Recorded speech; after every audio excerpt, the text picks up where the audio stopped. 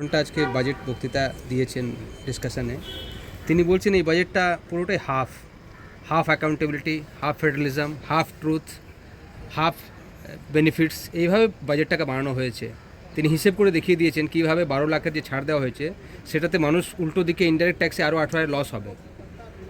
18,000 তাদের লস হবে, যে 12 লক্ষ টাকাতে বলা হয়েছিল না 80,000 বেনিফিট হবে।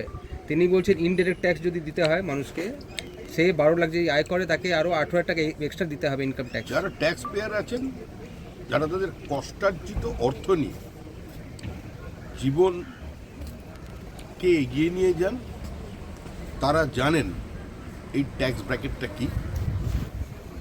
রাজ্য বা দেশের মানুষের এখনো এতটা দীনতা আসেনি যে তারা অভিষেক ব্যানার্জির কাছ থেকে ট্যাক্স স্ট্রাকচার শিখবেন কিংবা অর্থনীতি শিখবেন।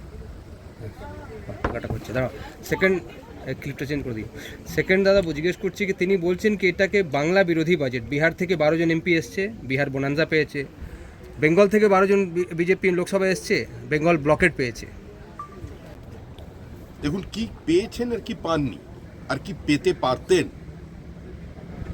এ নিয়ে প্রশ্ন তোলার আগে একবার আয়নার সামনে দাঁড়িয়ে নিজেকে প্রশ্ন করুন, নিজেদের প্রশ্ন করুন যে যুক্তরাষ্ট্রীয় ব্যবস্থাকে অস্বীকার করে, কেন্দ্র বিরোধিতা করে, কেন্দ্রের বিভিন্ন সোশ্যাল ওয়েলফেয়ার প্রজেক্টকে অ্যাকসেপ্ট না করে 2011 সাল থেকে মানুষকে একটা প্রাতিষ্ঠানিক লুট উপহার দিয়ে, একটা সম্পূর্ণ সমাজকে খোলা বাজার বানিয়ে দিয়ে কি পেতে পারে পশ্চিমবঙ্গ?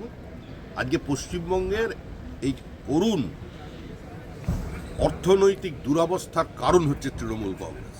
তৃণমূল কংগ্রেস যতদিন থাকবে ততদিন এ ধরনের সত্যের অপলাপ থাকবে, আর ততদিন পশ্চিমবঙ্গের মানুষই বঞ্চিত হবে। রবিনহুডের কথা বলছেন আজকে। তিনি বলছেন কি সরকার যা বাজেট পেশ করেছে সেটাতে দেখা যাচ্ছে কি গরিব থেকে টাকা তোলো এবং ক্রনি ক্যাপিটাল করে, যারা ক্রনি ক্যাপিটালিস্ট তাদের কাছে সে টাকা পৌঁছে দাও। তৃণমূল কংগ্রেস যখন মার্ক্সবাদী তৃণমূল কংগ্রেস হয়ে গেছে, তৃণমূল কংগ্রেস যখন অতি বামপন্থী হয়ে গেছে। একজন প্রখ্যাত সিলেক্টিভ প্রতিবাদী এবং কবি, যিনি একসময় নন্দীগ্রামে গুলি চালনার সপক্ষে বুদ্ধদেব ভট্টাচার্যের ডাকে রাস্তায় হেঁটেছিলেন, তিনি মুখ্যমন্ত্রীকে মাদার অফ নিও কমিউনিজম বলে আখ্যা দিয়েছেন। তো সুতরাং তারা এ ধরনের কথা বলবে, এটা অত্যন্ত স্বাভাবিক। তো এই বাজেট ইলিউশন তৈরি করছে মিডল ক্লাসের জন্য। কিছু দেয়নি, তবে মানুষকে সতর্ক হতে হবে। যেভাবে সীতাকে হরণ করেছিল রাবণ, সেই রাবণের ভূমিকায় এই সরকার রয়েছে। লক্ষণের মতন ভূমিকা পালন করতে হবে আম আদমিকে। আম আদমিকে যদি লক্ষণের ভূমিকা পালন করতে হয় তো তৃণমূলের সকল নেতাদের নাক কেটে ফেলতে হবে। লক্ষণের ভূমিকা পালন করতে গেলে তো তৃণমূলের বিরুদ্ধে যুদ্ধ ঘোষণা করতে হবে। তৃণমূলের কংগ্রেসের নেতৃত্বে কত সীতা অপহৃত হয়েছে, আরজি করের দাগ তো এখনো তৃণমূল কংগ্রেস মুছে ফেলতে পারেনি।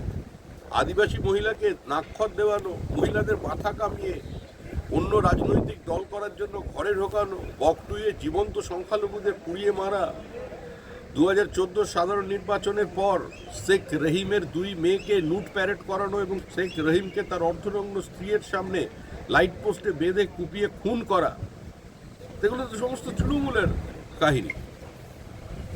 আছে এবং দেশের সরকার চায়নার সাথে চুক্তির পর চুক্তি করছে, কিন্তু ভারতের যে ইন্ডাস্ট্রি আছে সেগুলোকে বুস্ট আপ করার কোনো চিন্তা ভাবনা নেই। বিশ্বজুড়ে যখন একটা মন্দার আবহ চলছে, যখন আমেরিকায় নিত্য প্রয়োজনীয় জিনিসের মূল্য বৃদ্ধির নজর কাড়া, যখন ইউরোপ একটা রেসেশনকে ফেস করছে, ঠিক সেই সময় একমাত্র আলোর কিরণ হচ্ছে ভারতবর্ষ। ভারতের জিডিপি, ভারতের মেক ইন ইন্ডিয়া এবং বিশ্বের সমস্ত নামী কোম্পানি আজকে ভারতবর্ষে আসছে, তাদের পণ্য উৎপাদন করবে ভারতবর্ষে। সুতরাং ভারতীয় অর্থনীতি আজকে যে পর্যায়ে পৌঁছে গেছে, তো সারা পৃথিবী অবাক বিস্ময়ে তার দিকে তাকিয়ে আছে। আমার মনে হয় এগুলো বুঝতে তৃণমূলের একটু অসুবিধা হচ্ছে। তৃণমূল যেটা বোঝে সেটা হচ্ছে খেলামেলা মোৎসব।